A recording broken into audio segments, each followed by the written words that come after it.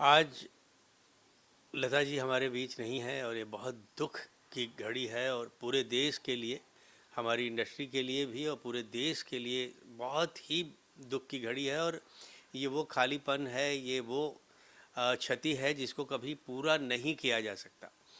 लता मंगेशकर एक ही थीं, एक ही हैं और एक ही रहेंगी। उनके जैसा न कोई दूसरा पैदा हुआ, न दूसरा कोई होगा। वो आज हमारे बीच नहीं है, मगर उनके द्वारा किया गया काम, उनके द्वारा उनकी जो बातें हैं, उन्होंने जो सीख हम लोगों को दी है, उससे हम हमेशा प्रेरित होती रहेंगे और कुछ न कुछ उसे सीख के आगे बढ़ते रहेंगे।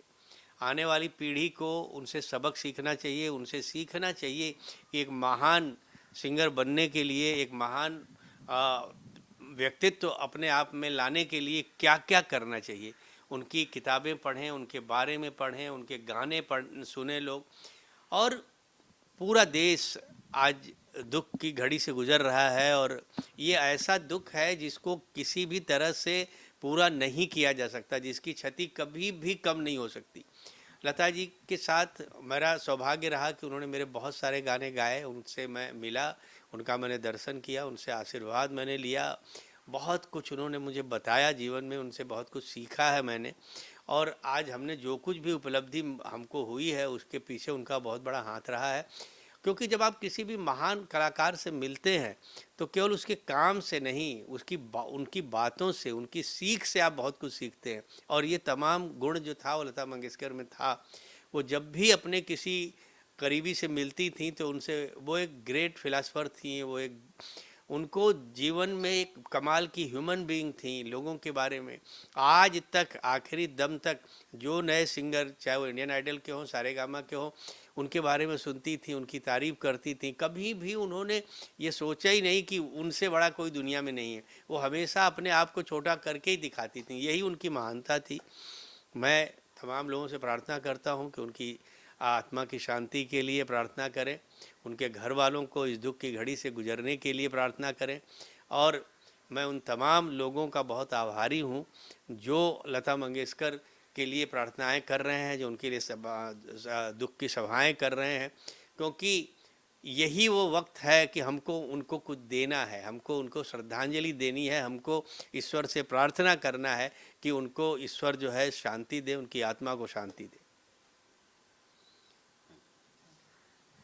ऊपर के लिए ना चेहरे का क्लोज हो गया, बस सिर्फ चश्मा लगा ली।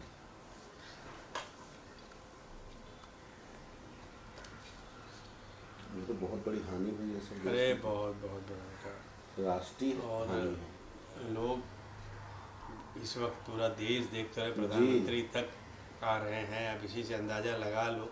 जी जी जी। और वो कौन आ रहा है कौन नहीं जा रहा वो अलग बात है, बट उनका काम ही इतना कमाल का है। इतनी बड़ी इनिंग उन्होंने खेली है, इतना काम किया है कि वो देश के लिए एक बहुत बड़ी बात है। उनको सम्मान मिलना, सम्मान के लिए सम्मान की बात है। उनको तो मिलना ही चाहिए था जो कुछ उनको मिला।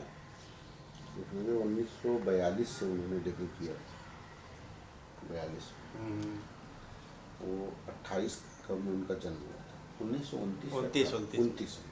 क्योंकि मेरे पिताजी 30 में पैदा हुए थे। अच्छा। वो 29 में हुई है।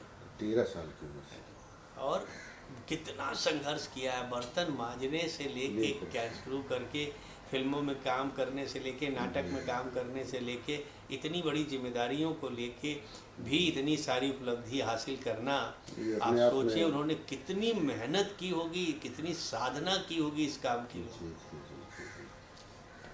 संगीत की देवी तो ऐसे ही थोड़ी संगीत की देवी बोलते थे, स्वर कोकिला ऐसे ही थोड़ी बोलते थे भैया। जी सर, जी सर। चलो, थैंक यू।